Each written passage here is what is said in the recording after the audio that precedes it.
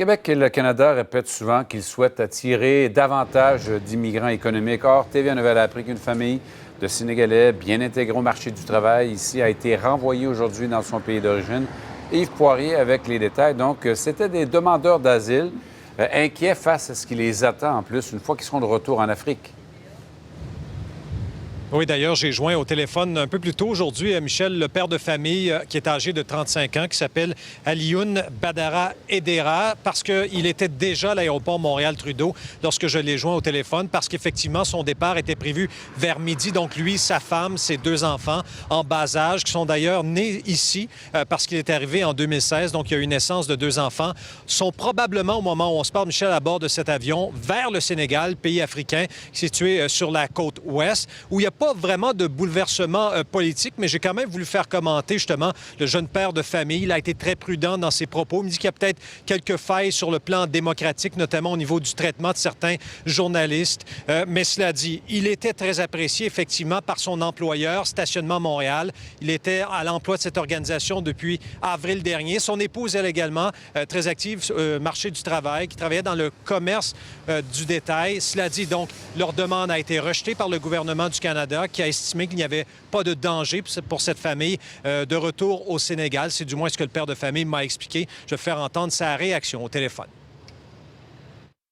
Pour vous, c'est une réelle déception de retourner chez vous là-bas parce que votre intégration sur le plan économique, elle était faite, là. Oui, je travaillais pour la SPVM.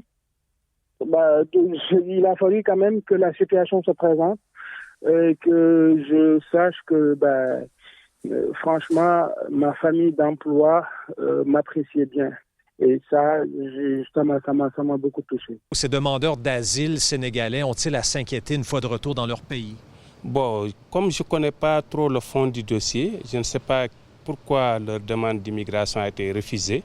Donc, je ne sais pas si c'est pour des motifs politiques qu'ils ont peur de rentrer ou des motifs religieux ou autres motifs. Donc, c'est sûr que il y a de quoi s'inquiéter si un de ces motifs fait qu'ils ont fait une demande d'exil ici au Canada. Je vous dis en terminant, Michel, qu'un peu plus tôt cet été, le gouvernement fédéral dévoilait des statistiques en lien justement avec ces entrées irrégulières à la frontière canadienne. On estime que depuis 2017, ce sont 45 000 migrants qui sont passés notamment par le chemin Roxham à Saint-Bernard-de-la-Colle et près de 900 d'entre eux depuis 2017 qui ont été renvoyés vers leur pays d'origine. Voilà, Michel. Merci beaucoup, Yves Poirier. Donc, avec les détails de cette histoire, on va poursuivre sur ce sujet pour tenter de comprendre un peu les tenants et aboutissants avec Éric Taillefer. C'est un avocat, justement, spécialisé dans les questions d'immigration. Bonjour à vous, M. Taillefer. Bon, il y a deux choses dans ça. C'est, d'une part, la réalité qu'Yves nous décrivait, c'est-à-dire qu'on cherche l'immigration et on a des gens qui sont bien intégrés. L'autre portion, c'est que c'est des gens qui n'ont pas fait une demande d'immigration, sont arrivés comme réfugiés. Comment ça se passe quand on arrive au pays qu'on fait une demande de réfugiés à ce moment-là? En fait, la manière que ça se passe, puis ce qui a affecté ce dossier-là en particulier, vu que ça a été refusé, c'est que quand une personne arrive et demande l'asile, on lui donne ce qu'on appelle une mesure d'interdiction de séjour, qui est du jargon technique, en fait, pour dire que si la demande est refusée, la personne a 30 jours pour quitter le Canada. Si elle ne le fait pas, la mesure de renvoi devient ce qu'on appelle une mesure d'expulsion, ce qui fait en sorte qu'on va renvoyer la personne et qu'elle ne pourra pas revenir au Canada à vie sans une autorisation spéciale du ministre. Donc, si la personne veut éventuellement revenir, elle doit se respecter ça. Oui, en fait, ça va compliquer beaucoup les choses si elle veut revenir puis qu'elle part trop tard, finalement. Bon. Mais donc là, ce qu'on comprend, c'est qu'ils ont fait une demande de statut de réfugié ici, qui s'est refusé.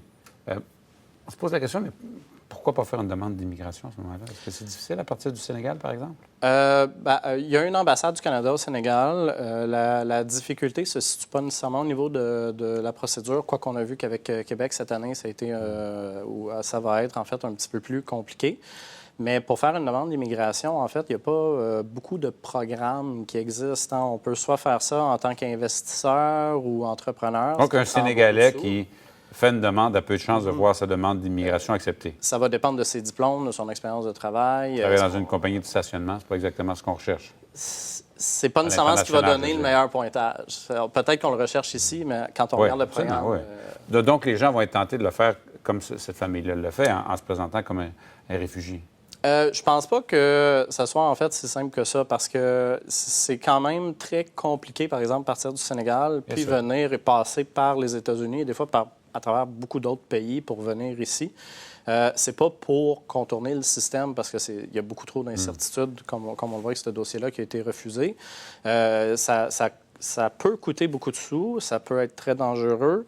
Il y a quelque chose qui ne marche pas, parce que je veux dire, bon, on veut des immigrants qui s'intègrent. À ce que je cherche, ils parlaient français en plus. Oui. Les deux travaillaient, bien acceptés, bien intégrés. Ça ressemble pas mal à la définition d'un immigrant bien intégré qu'on cherche. Oui, Et on se retrouve avec un système où ces gens-là n'ont pas de place. Bien, il y a deux choses, en fait. Premièrement, c'est qu'en droit canadien, en droit de l'immigration, le principe, c'est qu'on fait sa demande de l'extérieur. Donc, tout ce qui est demande à partir de l'intérieur du Canada, c'est considéré comme une exception. Puis la deuxième chose, ça rejoint un petit peu ce que vous disiez tantôt, parce qu'en fait, on ne veut pas justement que ça devienne un système, que le système d'asile devienne un système parallèle. Donc oui, on est un petit peu plus dur de ce côté-là si la demande est refusée. On verra ce qui se passera pour cette famille-là. En tout cas, c'est la situation qui concerne beaucoup de gens, quand même, au Canada, il faut le dire. Hein? Maître Taillefer, donc avocat, je le rappelle, spécialisé en immigration. Merci beaucoup d'être venu dans nos studios à LCN. Ça fait plaisir. Bonne journée à vous. Là. Au revoir.